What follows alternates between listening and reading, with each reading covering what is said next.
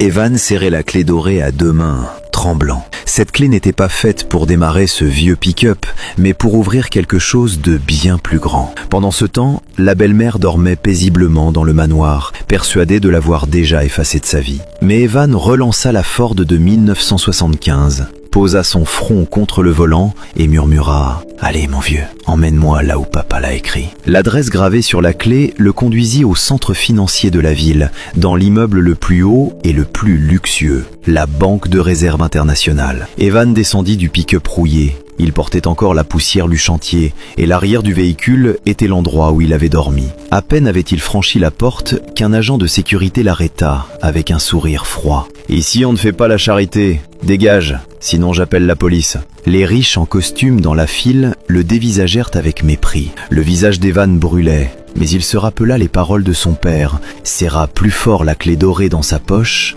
et releva la tête. « Je viens récupérer mon coffre ». Le vigile éclata de rire. « Un coffre ? Tu n'as même pas de quoi payer le bus ?»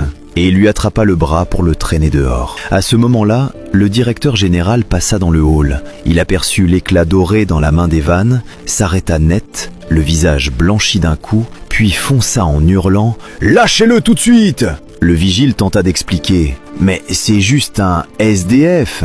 Le directeur gronda « Tais-toi !» Puis il conduisit lui-même Evan dans la zone des coffres blindés, au sous-sol. Tout était si silencieux qu'on avait du mal à respirer. La voix du directeur tremblait, mais chaque mot était clair. « Jeune homme, c'est la clé maîtresse. Coffre numéro 1, le coffre de votre père. » La porte d'acier, épaisse de 2 mètres, s'ouvrit. À l'intérieur, pas de pile de billets, seulement des dossiers, de vieux classeurs en cuir et un acte de propriété. Evan ouvrit le premier dossier et ses yeux se remplirent aussitôt de larmes. Ce n'était pas un dépôt, c'était des brevets. Le moteur inventé par son père, voilà la vraie source de la fortune familiale. Le deuxième document le frappa encore plus fort, l'acte de propriété du manoir. Et sur la dernière ligne, une clause écrite à la main par son père. Maison, entreprise, compte, tout revient à la personne qui possède à la fois cette clé et la Ford pick-up originale de 1975.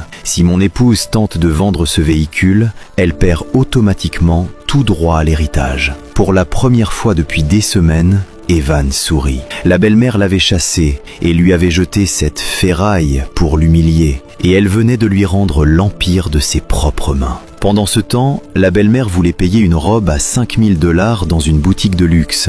La caissière dit gênée « Désolée madame, la carte est refusée ». Elle hurla « Alors essayez une autre !» Refusée encore. L'écran affichait